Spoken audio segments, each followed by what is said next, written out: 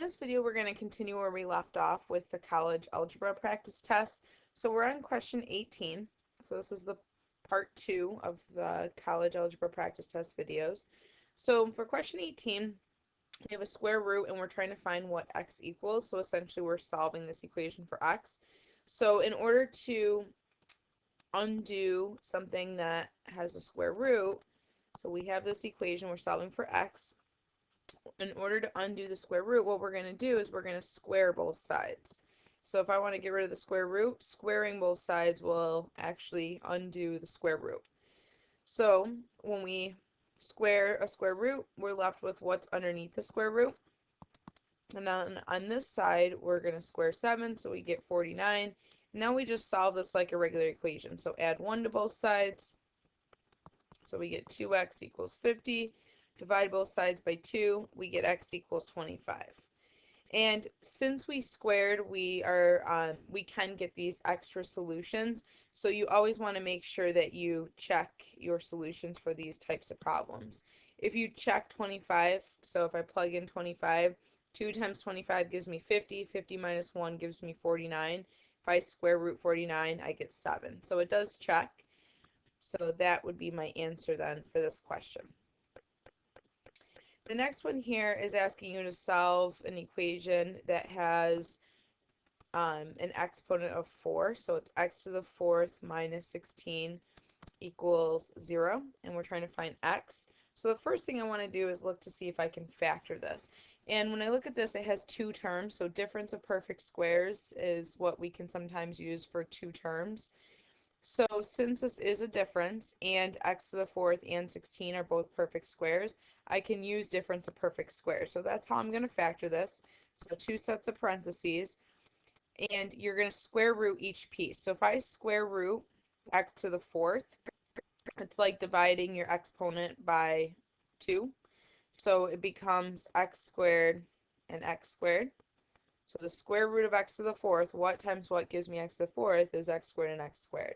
And then for difference of perfect squares, you always do opposite signs, one positive, one negative. Square root 16, we get 4. And then if we look at this piece here, I can't do anything further with that, but this x squared minus 4, it's two terms, it's a difference. So if both of these are perfect squares, I would do difference of perfect squares again. And x squared and 4 are both perfect squares, so that tells me that I will be doing difference of perfect squares factoring again. So I'm going to keep x squared plus 4, and for this second term here, I'm going to split that up further. So square root x squared, you get x and x, opposite signs, one positive, one negative, and then square root 4, you get 2 and 2. And then at this stage, this is as far as we can factor all of these. So we set each factor equal to 0, and then we'll solve each piece. So each factor is getting set equal to 0. So for these last two here, you just bring over the positive 2, you get x equals negative 2. Over here, bring over the negative 2, so add 2 to both sides, you get x equals 2. So there's two solutions right there. And because this is an x to the 4th, that tells me that I should have 4 solutions, 4 total solutions, including imaginary numbers. So this last one here, in order to solve this, what's going to happen, I'm going to subtract the 4 from both sides, so I get x squared equals negative 4. And then in order to get x by itself, we square root both sides, so we get x equals, whenever you take the square root of a variable that's been squared, you have to remember plus or minus, because you don't know if that original was positive or negative since it was already squared. So the square root of negative 4 is going to be 2i, because remember, whenever you have a negative under square root is where the imaginary numbers come in, and the square root of 4 is just 2. So over here you get two solutions.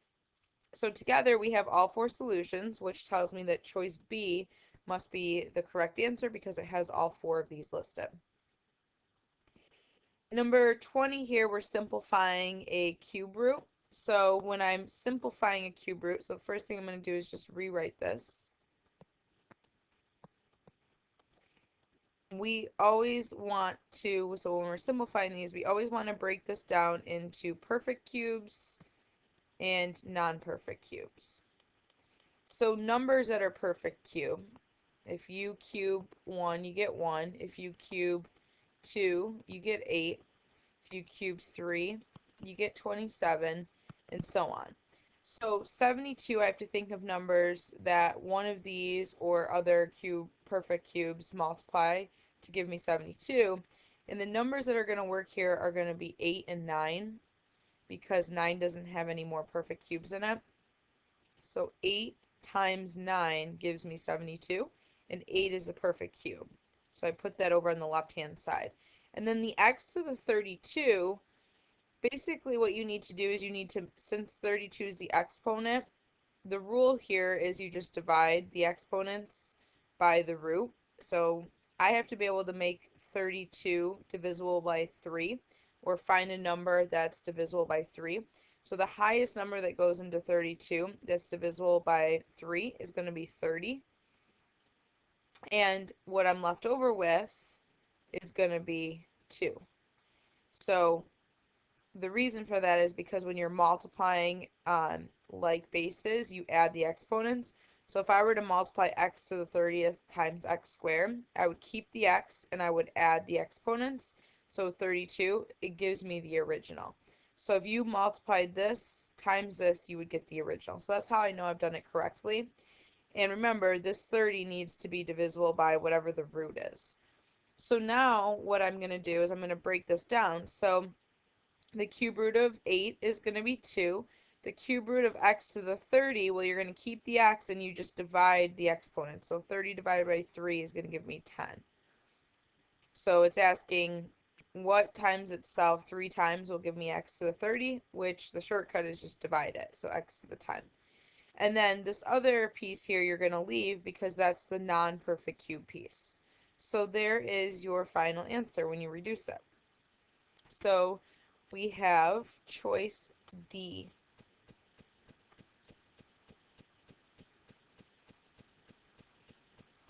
The next one here is just a multiplying. It's asking you to find x plus 3 or x plus 1 cubed, which just means x plus 1 times x plus 1 times x plus 1. So your best bet for a problem like this is to just multiply these two, and then whatever you get out, multiply it by x plus 1. So when you're multiplying these, you can FOIL, you can use the grid to help to make sure that you're multiplying every piece. So I get x squared, 1x, 1x, and 1 when I multiply. So my like terms, combine those, so I have x squared plus 2x plus 1. So that's this piece right here. And then when I'm going to multiply that by, I'm going to carry this down, and remember to multiply it by that third x plus 1. So now when I actually multiply these, I'm going to set up another grid. So I have a trinomial, so 3 terms, by a binomial. So x plus 1 is going to go on one side. X squared plus 2x plus 1 goes on the other. Doesn't matter how you set up this grid as long as you have a 3 by 2. And then you just multiply. So multiply these means I keep the base and add the exponents. Remember, that's really an exponent of 1. So multiply the coefficients. So 2 times 1 is 2.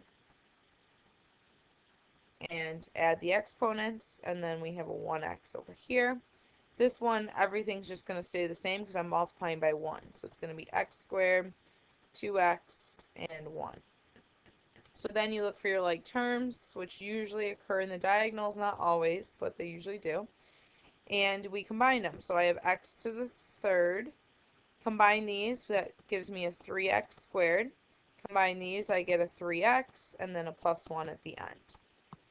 So this is equivalent to the expression of x plus 1 cubed. So this is, if you compare this to our choices, it's going to be choice E. Make sure that you're looking at your answers here and your choices very carefully because a lot of them are often very similar. So just make sure you're paying attention to every single term and when you're identifying your final answer. The next one here is a trig question. So it's asking us to find sine of cos inverse of A over B. So the first thing I need to do is I need to figure out what this inside piece here is saying. And then I'm going to take sine of it. So if you think about the inverse functions, what this is asking us is what angle do I take cosine of to get a over b? So it's asking me cosine of what angle is equal to a over b. This is the same thing as saying theta is equal to cos inverse of a over b. So cosine of what angle equals a over b is equivalent to cos inverse of a over b equaling this angle. So that's what this notation means. So basically what I'm going to do is I'm going to let that equal theta. So I'm trying to find sine of theta. And theta, if we draw a picture of our right triangle, so let's say theta is this angle. Theta is found by taking cosine of this angle, or by taking cos inverse of a over b. That's how we'll get theta. So basically cosine of theta is equal to a over b. So if you think about cosine of theta, it equals adjacent over hypotenuse, because we have SOHCAHTOA. So the ka part stands for cosine. So if I'm trying to find cosine of this angle, that's equal to adjacent over hypotenuse. So this is telling me that the adjacent has to be A and the hypotenuse has to be B. And what you're trying to then do is you're trying to find sine of that angle. So in order to find sine of that angle, we have to know the opposite and the hypotenuse. I already know the hypotenuse, but I don't know the opposite. So sine of theta is really going to be opposite over hypotenuse. But we need to get it in terms of a and b. So what I need to do is I need to find x. So to find x, you have a right triangle, you can use Pythagorean Theorem. So a squared plus x squared equals b squared. And then we'll solve for x. We got to get x by itself. So we'll bring over the a squared. And then square root both sides. You get x equals plus or minus b squared minus a squared. But I can reject the negative case here because it's a side length. So you can't have a negative side length. So that tells me that x in my picture here is the same thing as the square root of b squared minus ac, or minus a squared.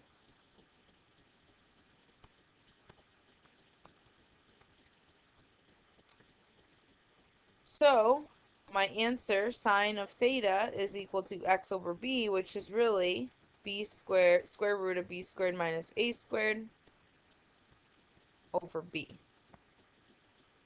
So that would be choice C.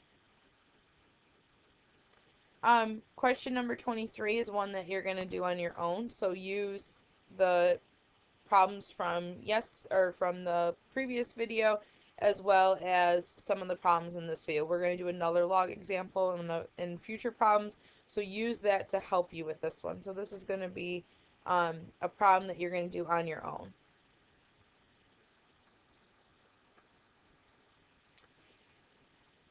Number 24, we are looking to subtract fractions. So in order to be able to subtract fractions, you have to get a common denominator. So my common denominator is going to be the least common multiple between these. So if I'm looking at these, first thing I want to decide is what's the smallest number that 6 and 8 both go into? And the answer to that is 24. And then I look at the a and the a to the fourth. So the smallest thing with a that both of these go into is going to be a to the fourth. And for b, the smallest term that both b to the third and b go into is going to be b to the third. So what that tells me is my fractions here are going to have a common denominator of 24a to the fourth times b to the third. And I'm going to subtract off another fraction with the same denominator. So that means over here I have to decide, well, what do I do to this denominator to get this one? So if you look at the numbers, you're going to have to multiply the 6 by 4 to get 24. To go from a to the fourth, you're going to have to multiply by a to the third. And to go from b to the third to b to the third, you don't have to do anything. So it means I have to multiply the top and the bottom by 4 times a to the third. So up here, it's going to be 5 times 4 a to the third, which would give me 20 a to the third. And then on the other side here, I have to figure out what did I do to this to get the 24. So 8 times 3 is going to give me 24. So I'm going to multiply by 3. The a to the 4 times 1 is going to give me a to the 4, so I'm not going to do anything with that. But b times what gives me b to the third? It's going to be b to the second. So I'm going to multiply the top and bottom by 3b to the second. So when I do that, 10 times 3b squared is going to be 30b squared. So now that we have our common denominators, we can keep the denominator and subtract the top. So 20a to the third minus 30b squared. And you can factor out and see if you can simplify. You could simplify, you could take a 2 out of the top and bottom here because you have some even numbers and you can simplify. But if you look at your answers, this is one of the answers, so I'm not going to continue simplifying because I have found one of the answers, and it doesn't say to simplify completely. So choice D is going to be our answer for this one.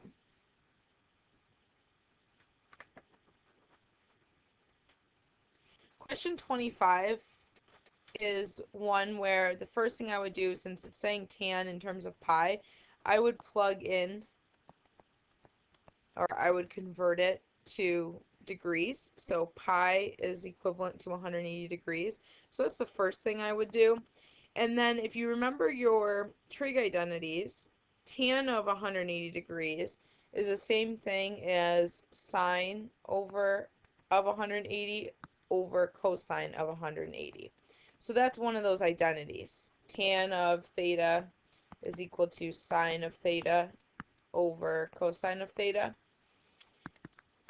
So if you look at your, since this is saying tan of 180, if you look at your unit circle, remember your unit circle goes from 1, 0, 0, 1, negative 1, 0, and 0, negative 1.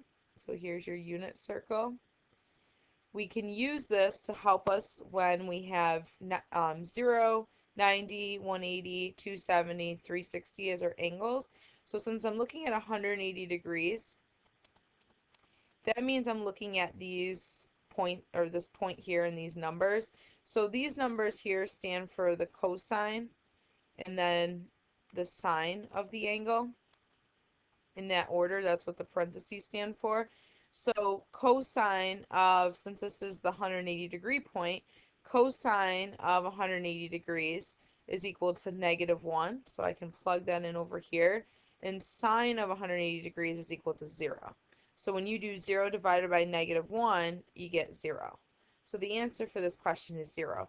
Now, in your calculator, if you put tan of 180 degrees in your calculator and you're in degree mode, you'll get out 0. So you don't really have to show all of this work, but in case, you get something unique that doesn't come out to be a whole number, I wanted to show you where it comes from. Number 26, you're trying to find an equation that has the same slope as this. So that means the slope has to be 2 of your new equation, and it has to pass through this point. So this is an x and y that your line must pass through.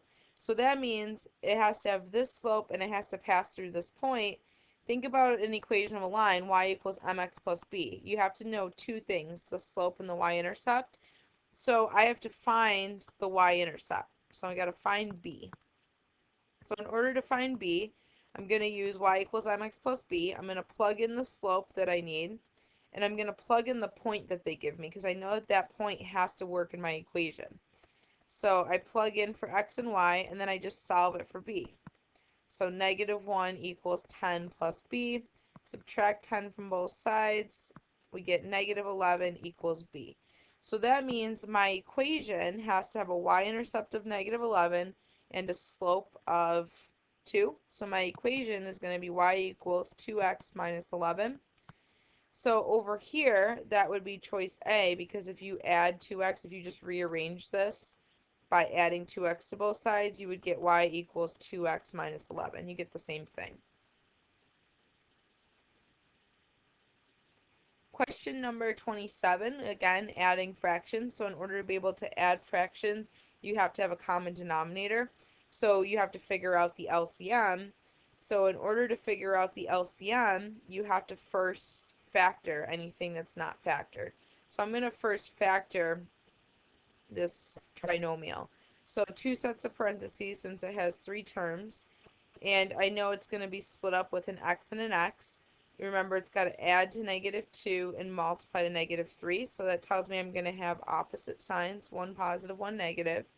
It's going to have to be negative 3 and positive 1 as my factors, because those will multiply to negative 3 but add to negative 2. So when I compare both fractions, my LCM has to contain an x plus 1 because there's an x plus 1 here, and also an x minus 3. And I already have an x minus 3 in this one, so if I just multiply this side by x plus 1, that'll get me this denominator. So the least common multiple between the denominators here is going to be x plus 1 times x minus 3. So that tells me my denominators are going to be x plus 1 times x minus 3.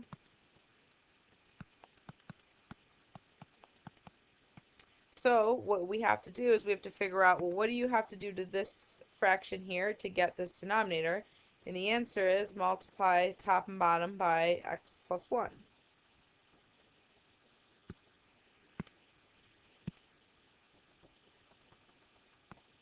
So really, when you're multiplying, you have to remember to distribute that 5.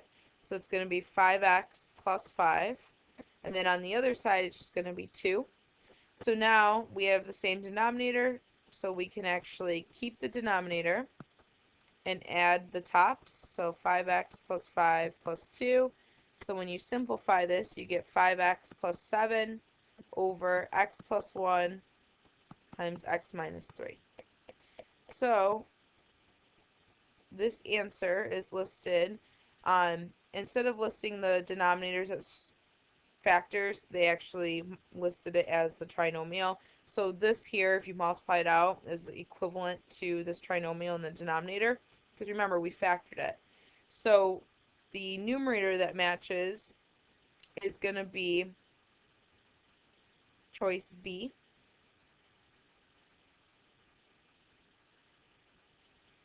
For number 28, we're doing a translation, so we're sliding a point. So we're starting with 7, 8.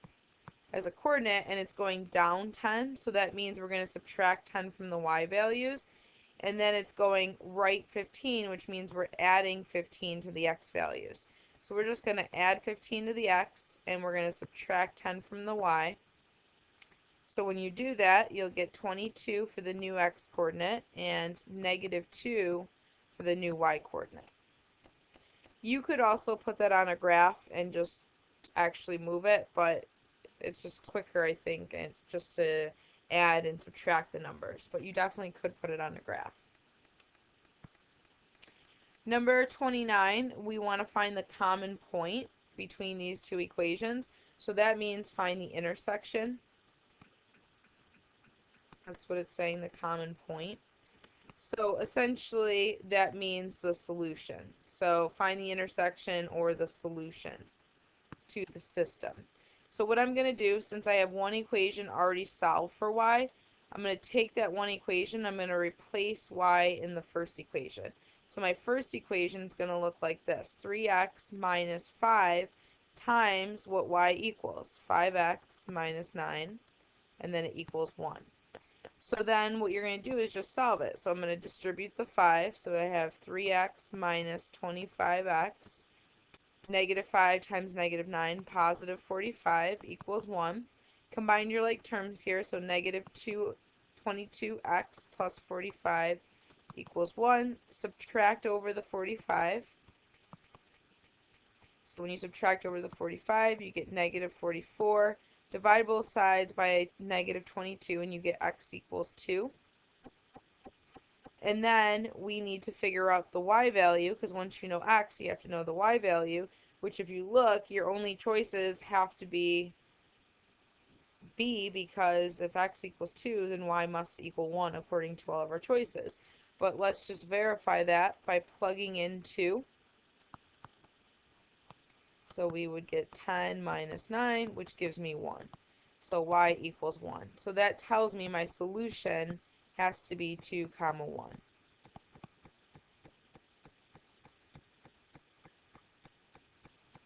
The next problem here, we're looking at a log problem. So they're giving us a couple specific log values. So if we end up with getting log of 2, they're telling us to use 0.30 for that. And then if we get log of 3, they're telling us to use 0.48. So we're trying to solve this for x. So the first thing I'm going to do, if I have this equation, and you have exponents, you are going to apply the log to both sides. But before you do that, you always want to isolate the base with the exponent. So that means I'm going to divide everything by 2 first. So I'm going to be left with 10 raised to the 2x minus 3 equals 20. And then from here, I'm trying to solve for an exponent. And if you remember, logs are exponents. So we're going to take the log of both sides. And what this allows us to do is whenever you take the log, one of the rules are that the exponents always come down as a coefficient. So this really becomes 2x minus 3, which is my exponent. It becomes a coefficient times log of 10 equals log of 20. Now, log of 10, remember whenever we don't write a base, it means base 10. So if you think about it, it's asking you 10 to what power gives me 10, which is just going to be 1. So log of 10 is just going to be 1. And you could put that in your calculator and you would get that. Or just think of it as log base 10 of 10 is asking 10 to what power gives me 10? Well, it's 1. So now I'm left with, on this side, 2x minus 3. And over on this side, normally we would just put log of 20 in our calculator and we'd have a decimal and we would just solve it. But because this problem tells us to use log of 2 equals 0.30, that tells me I want to rewrite 20 somehow using 2. So I can rewrite 20 using 2 times 10. So these two things are equivalent. And then using our log properties, if I multiply two things, it really came from addition. So it came from adding the individual logs of each piece. So these are equivalent. That's a property. So now I have 2x minus 3 equals 0.30. That's given to me. And log of 10 goes to 1, just like over here, because it's 10 to what power gives me 10? It's 1. And now we just solve this like a normal equation now that we got rid of the log. So I'll have 1.3, add the 3 to both sides, so 2x equals 4.3, divide by 2, we get x equals 2.15. And because this equation involves logs, you always want to make sure you check just to verify. But our final answer will work out to be 2.15. This question here you're going to do on your own. So inverse, go back to the video from the previous lesson or the previous part and you'll see an inverse question. You're going to follow those same procedures for that.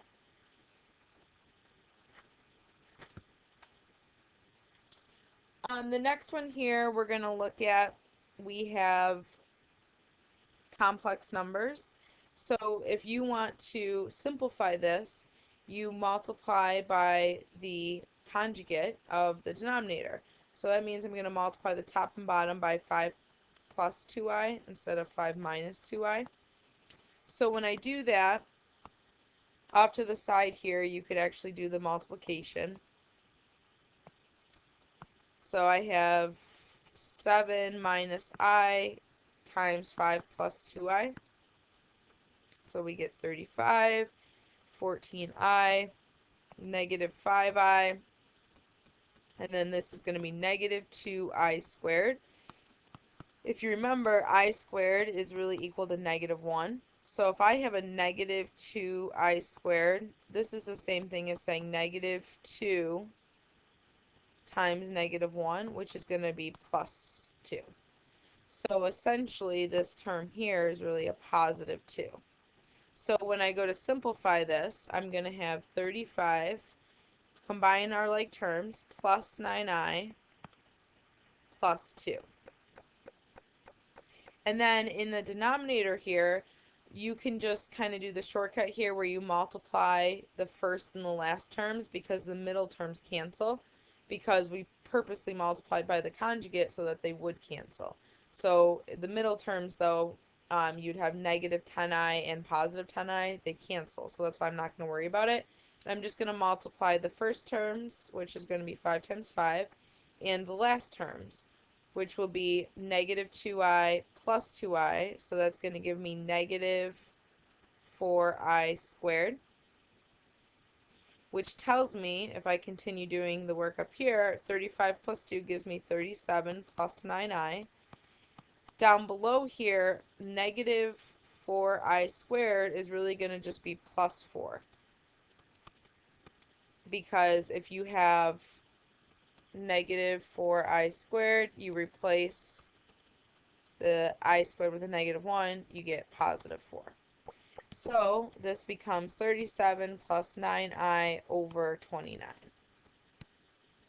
So when you look at your choices, it would be choice A, because you can split up the denominator as long as it's just a single number and rewrite it with each individual piece from the numerator. Number 33 you're going to do on your own.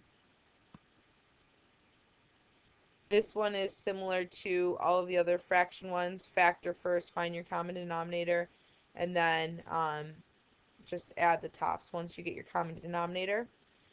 Number 34 is a log question, solving a log equation, where you're going to use the properties first to condense it. So I have two logs that are being added, which means that I can condense it by multiplying the two pieces. And then just keep the other side. So right away, once you have a log of the same base equal to a log of the same base, you can cancel those and you can just set the other pieces equal. So x minus 2 times x minus 4 equals 15.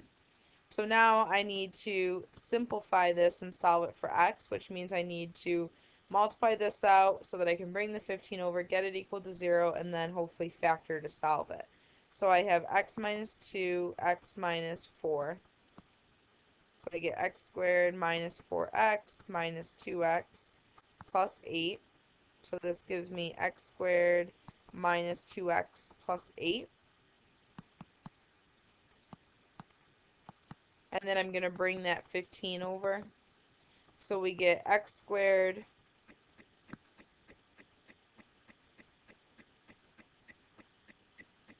oops, this right here is not a plus, it's a minus. I misread my own handwriting. I'm glad I caught that right now.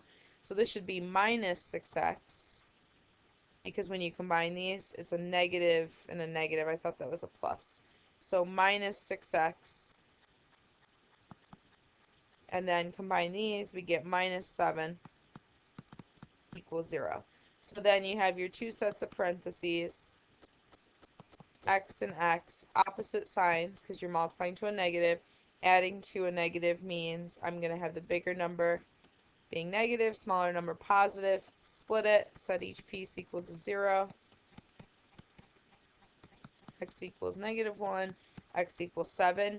You got to check these because they are log equations and you can't take a log of 0 or a negative number.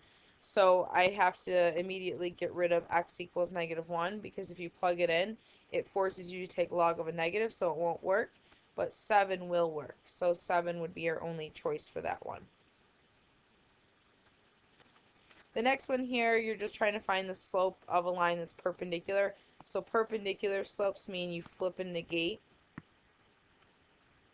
So what I need to do is get this into y equals form. So I'm going to subtract 5x from both sides. So I have negative 6y equals negative 5x plus 7. Divide everything by negative 6 to get y by itself. So y equals a negative divided by a negative is a positive. So positive 5 over 6x minus 7 over 6. The slope of this line is 5 over 6, which tells me that the perpendicular needs to be flipped and negated. So flip, you get 6 over 5. Negate, you have a negative. So choice A. Number 36 here, we want to find the vertex. So the first thing you do is you find the x value of the vertex by using the formula x equals negative b over 2a, the x of symmetry formula. So this is a, b, and c once it's in standard form.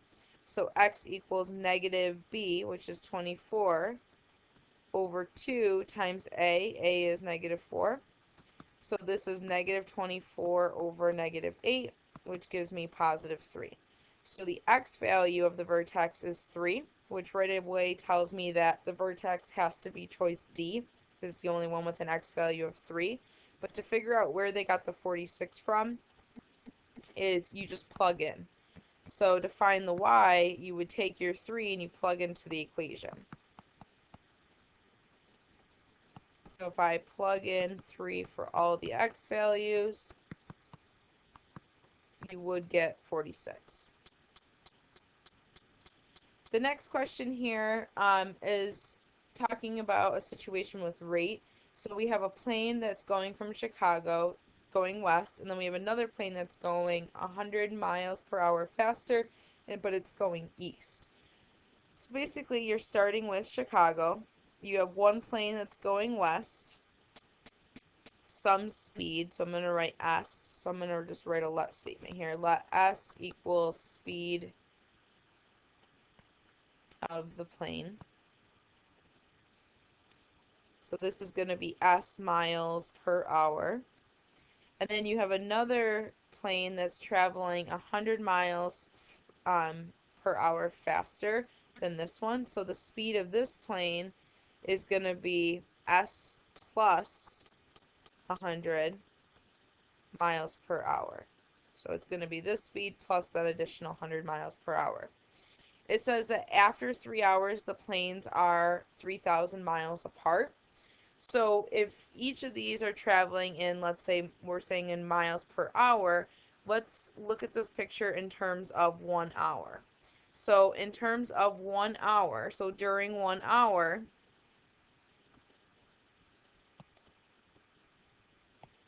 the planes, instead of being 3,000 miles apart, because it takes 3 hours to be 3,000 miles apart, during 1 hour, the planes are, if I do my 3,000 miles divided by the 3 hours, they would be 1,000 miles apart.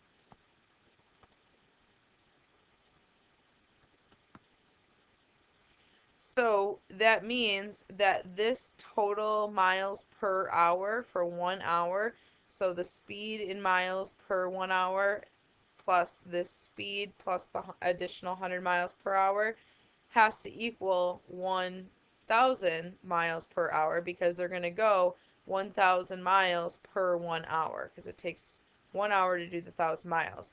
So this total thing here is going to be 1,000 miles per hour. That's the total distance for 1 hour. So my equation to represent this scenario would be one plane speed plus the faster plane speed, which is the speed plus 100, has to equal the 1,000 miles per hour. So then we just solve this. So we have 2s plus 100 equals 1,000. Subtract the 100 from both sides, so we have 2s equals 900. I just subtract this. Divide everything by 2, we get s equals 450. So the speed of one plane is 450 miles per hour. which would be the slower plane. The faster plane is going to be 450 plus the 100 miles per hour, which is going to be 550 miles per hour. And then the last question we're going to look at for this video is a problem where we have fractions added together equal to a fraction. So the strategy for this equation, because you're trying to solve it for x, is to figure out the LCM and multiply everything by the LCM. So I'm going to just rewrite this. So here are all of my pieces, and I'm trying to solve it for x. So the LCM is the smallest number that all three of these denominators multiply to. And since they're all variables, the smallest number they all multiply to would be a times b times x. So that means I'm going to multiply each part times a times b times x. So times abx for each of these. So then what you can do is you can cancel out from the top and the bottom, because anything divided by itself is just 1. So here the a's cancel, and I'm left with bx times 1, which is just going to be bx. Here the b's cancel, so I'm left with ax times 1, which is just ax. And then here the x's cancel, so I'm left with just ab. So remember, I'm trying to get x by itself. I'm trying to solve for x. So first thing I want to do is I see an x in both pieces. I'm going to factor that out. So if I take an x out of here, I'm left with a b plus a. And that's going to equal AB. And again, trying to get x by itself, I'm going to divide both sides by b plus a. Those are going to cancel. I'm going to be left with x equals a times b over b plus a. So when you look for your answer, it's going to be choice B. Remember that addition's commutative, so it's totally fine that we have a b plus a, and then this one has an a plus b. They're exactly the same thing.